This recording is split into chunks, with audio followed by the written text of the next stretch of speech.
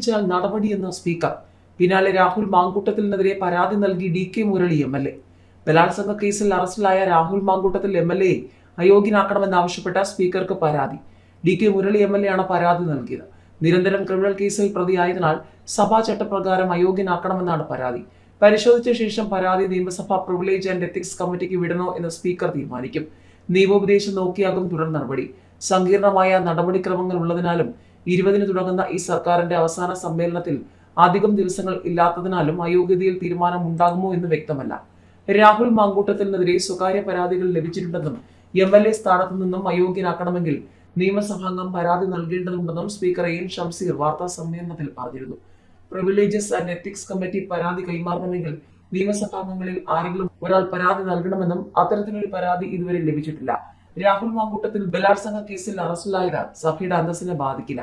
സഭയുടെ അന്തസ്സിന് എങ്ങനെയാണിത് കളങ്കമാകുക? വ്യക്തികളല്ല സഭയുടെ അന്തസ്സ് തീരുമാനിക്കുക. ഒരു കൊട്ടയിലെ ഒരു മാങ്ങ കിട്ടാൽ എല്ലാം മോശമായി എന്ന് പറയാൻ കഴിയില്ലല്ലോ. സ്ത്രീകളെ ബഹുമാനിക്കാൻ പഠിക്കണം, അല്ലെങ്കിൽ പഠിപ്പിക്കണം. ചില സാമാജികരുടെ ഭാഗത്ത് തെറ്റുണ്ടായാൽ എല്ലാവരെയും മോശമാക്കരുതെന്നും ജനം നല്ല പെരുമാറ്റം പ്രതീക്ഷിക്കുന്നുണ്ടെന്നും AN ഷംസീർ പറഞ്ഞു. പിന്നാലെയാണ് DK മുരളി പരാതി നൽകിയത്. രാഹുൽ മാങ്കൂട്ടത്തിന് പിന്തുണ നൽകിയ സംഭവം ശ്രീനാദേവി കുഞ്ഞമ്മയോട് വിശദീകരണം തേടി DCC. തൃപ്തികരമല്ലെങ്കിൽ അച്ചടക്ക നടപടി. ബലാത്സംഗ കേസിൽ അറസ്റ്റിലായ രാഹുൽ മാങ്കൂട്ടത്തിന് പിന്തുണയുമായി രംഗത്തെത്തിയതിന് പിന്നാലെ ശ്രീനാദേവിയോട് വിശദീകരണം തേടി പത്തനംതിട്ട DCC.